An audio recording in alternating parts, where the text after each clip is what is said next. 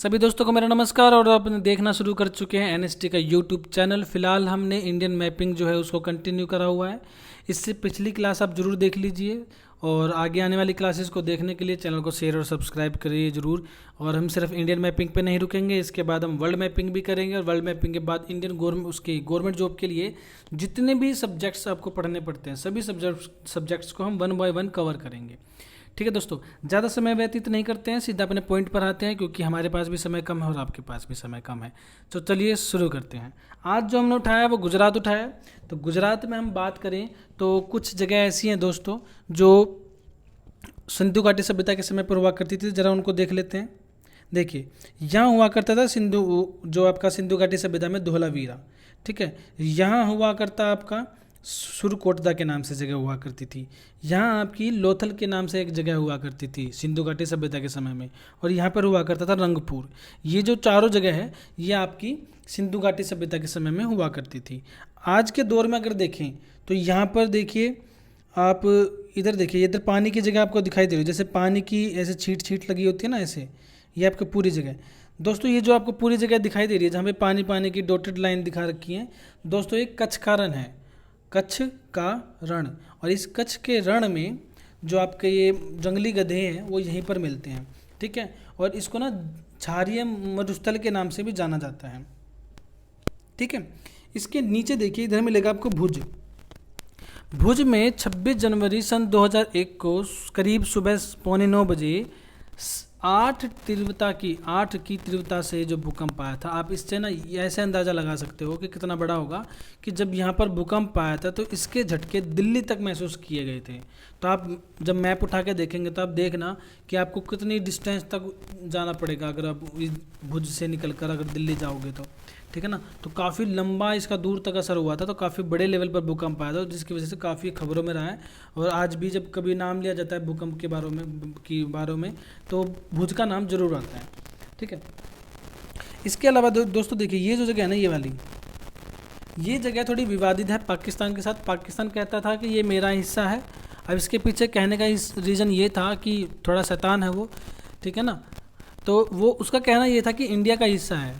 Reason क्या है, वो क्यों कहता है कि इंडिया का हिस्सा नहीं है, सॉरी, वो कहता था कि पाकिस्तान का हिस्सा है। क्यों कहता था वो चाहता था कि अगर उसको ये हिस्सा मिल जाता है तो उसको अरब सागर की जितनी ज़मीन उसको मिली हुई है किनारे की, उसमें से कुछ हिस्सा अगर पाकिस्तान को मिल जाता तो वो बिजनेस में उसको यूज कर सकता था।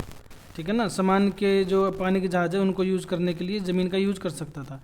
साथ ही साथ आप देखोगे कि यहाँ पर ना इधर ज़मीन है और इधर ज़मीन है और बीच में कहीं पर पानी है बीच में। जैसा कि आप इधर ज़मीन देख रहे हो, इधर ज़मीन देख रहे हो और बीच में पानी देख रहे हो। तो ये इस प्रकार की जो ज़मीन होती है ना दोस्तों, ये बंदरगाह के लिए काफ़ी अच्छी होती है। यहाँ पर हम ना पानी के जहाज़ जो होते हैं उनको खड़ा करने के लिए काफ़ी अच्छी जगह मानी जाती है इस प्रकार की। तो वो चाहता था कि ऐसा कुछ उसको मिल जाए तो बंदरगाह की तरह उसको प्रयोग कर सके। लेकिन इंडिया वालों ने क्या किया कि ये एक लाइन खींची हुई दिख रही होगी आपको, लगभग चकोर चकोर, देखिए ध्यान से देखिए।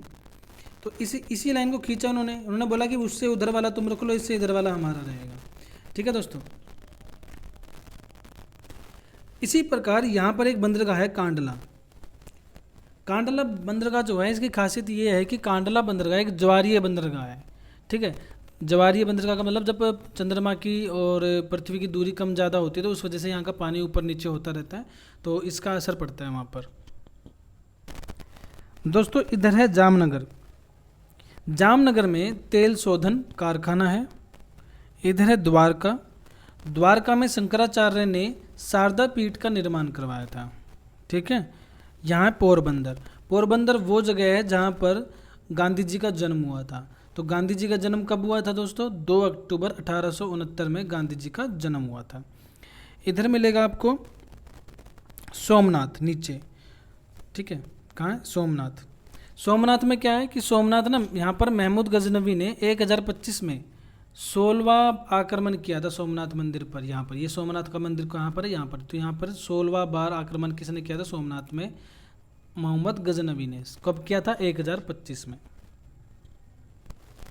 दोस्तों इधर दिखेगी आपको खंबात की खाड़ी, ये वाली, ये खंबात की खाड़ी है। खंबात की खाड़ी में आप देखोगे तो आपको इधर दीव मिलेगा और इधर दमन मिलेगा। तो दीव और दमन आपका नाम भी सुना होगा, यूनियन टेरिटरी है। ठीक है, तो दीव और दमन दोनों को सेपरेट करने वाली जो जगह है वो कौन सी है? खंबात की खाड़ी। देखिए इधर है भावनगर। भावनगर में नमक अनुसंधान केंद्र है, और जैसा कि यहाँ पर मैंने बताया था कि यहाँ पर लोथल है, तो लोथल जो है हड़प्पा सभ्यता का ही एक बंदरगाह हुआ करता था, लोथल। इधर देखिए, इधर है जूनागढ़, ये रहा। जूनागढ़ में यहाँ पर जो गिर राष्ट्रीय उद्यान है वो कहाँ पर है? जूनागढ़ में। यहाँ पर रुद्र दमन का जूनागढ़ अभिलेख भी मिला है, जो कि संस्कृत भाषा में लिखा हुआ पहला अभिलेख था। इसके अलावा जो मौर्य शासक थे, चंद्रगुप्त मौर्य, उन्होंने यहाँ पर सुदर्शन झील का निर्माण भी करवाया था, और इस झील का फिर पुनर्निर्माण भी करवाया गया। किसके द्वारा? रुद्रदमन और स्कंदगुप्त ने। दोस्तों यहाँ है पाटन। इसका जो पुराना नाम था वो अनहिलवाड़ था। क्या था? अनहिलवाड़। और यहीं पर रानी की बावरी है। कभी आप नेट पे सर्च मारना ना, रानी की बावरी, वो कहाँ पर है? पाटन में है। गांधीनगर हमें पता है, गांधीनगर तो गुजरात की राजधानी है। इधर है अहमदाबाद है, जो कि गुजरात का सबसे बड़ा शहर है। नीचे आपको मिलेगा इधर खेड़ा। यहाँ पर गांधी जी का सत्याग्रह हुआ था, ठीक है ना। खेड़ा सत्याग्रह कब हुआ था? 1918 में। दोस्तों इधर मिलेगा आपको गोधरा। ये वही गोधरा है जहाँ पर ट्रेन वाला जो एक्सीडेंट हुआ था वही हुआ था। हुआ क्या था इसमें कि यहाँ पर ना साबरमती एक्सप्रेस ट्रेन थी एक, उसका एक कोच नंबर था S6, ठीक है ना, उसको यहाँ पर जला दिया गया था, जिसके अंदर जो 58 जो कार सेवक थे वो मारे गए थे, और जिसके कारण अहमदाबाद में दंगे हुए, और उन दंगों की जांच के लिए नानावती आयोग भी गठित किया गया था। अगर बात करी जाए कि ये हुआ कब था, तो ये हुआ था 27 फरवरी 2002 को, ठीक है। देखिए इधर है वडोदरा।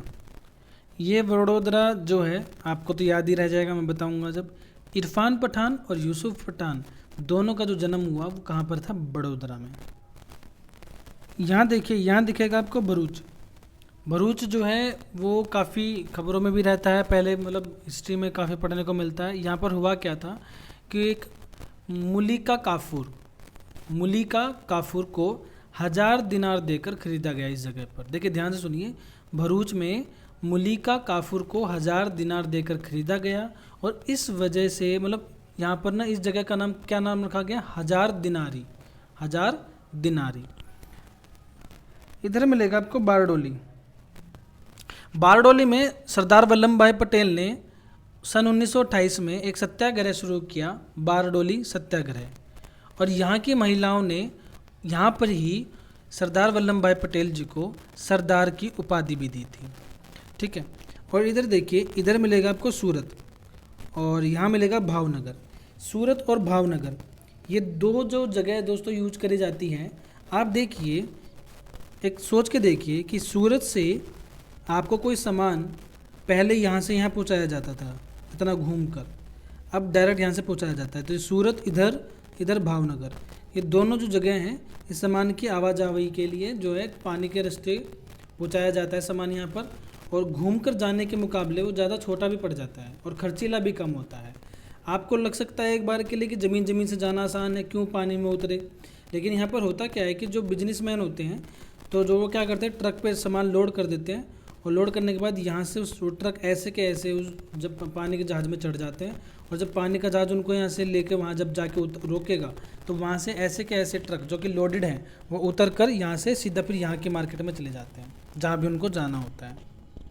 तो ठीक है दोस्तों, जो गुजरात के अंदर जो इम्पोर्टेंट जगह थी उनके बारे में हमने बात कर ली है, और मैं तो फिर भी कहूँगा आपसे कि आप पिछली क्लासेस ज़रूर देख लीजिए क्योंकि इंडियन मैप और वर्ल्ड मैप के बिना आप कोई भी सब्जेक्ट पढ़िए मतलब आपको ना वो चीज़ें देर से समझ में आएंगी। अगर आपको मैपिंग अच्छे से आती है तो काफ़ी कुछ चीज़ों को पढ़ना आपके लिए आसान रहता है, क्योंकि जब भी अगर हम हिस्ट्री भी अगर हम करवाते हैं तो इसमें जब जगह के नाम लिए जाएंगे तो आपको पता होना चाहिए कि वो जगह कहाँ पर है, ताकि आप हिस्ट्री को कनेक्ट कर पाओ। इसी प्रकार अगर ज्योग्राफी को हम पढ़ते हैं तो अगर वहाँ पर किसी भी जगह की बात करी जाए कि भी वहाँ पर मानसून का क्या सिस्टम होता है, कहाँ पर क्या होता है, तो उसके हिसाब से अगर आपको मैपिंग पता है तो आपको ना वो चीज़ें पढ़ने में थोड़ी आसानी रहेगी। क्योंकि मानसून आना, कहीं का ज़मीन का सूखा हुआ होना, कहीं पर ज़मीन में बार बार बाढ़ आ जाना, भी वहाँ पर एक तरफ आप देखते हो कि एक तरफ बाढ़ आती रहती है और एक तरफ सूखा पड़ा रहता है। तो इसके पीछे मैपिंग अगर आपको अच्छे से आ जाए तो इन चीज़ों को समझने में आपको काफ़ी आसानी रहेगी, एक बेसिक स्ट्रक्चर आपका तैयार होता है। ठीक है दोस्तों, इंडियन मैप के बाद फिर वर्ल्ड मैपिंग करेंगे, वर्ल्ड मैप के बाद बाकी सब्जेक्ट हम करेंगे जो कि गवर्नमेंट जॉब के लिए काफ़ी ज़रूरी होते हैं। तो दोस्तों चैनल को शेयर और सब्सक्राइब जरूर करिए, और अगर आपको लगता है कि कोई भी इम्प्रूवमेंट चाहिए तो उसके लिए इम्प्रूवमेंट के लिए से हमें जो है कमेंट बॉक्स में आप डाल भी सकते हैं। तब तक के लिए आप अपना ख्याल रखिए, मिलते हैं फिर अगली क्लास में एक अलग स्टेट के साथ और एक अलग एनर्जी के साथ। तब तक के लिए बाय बाय।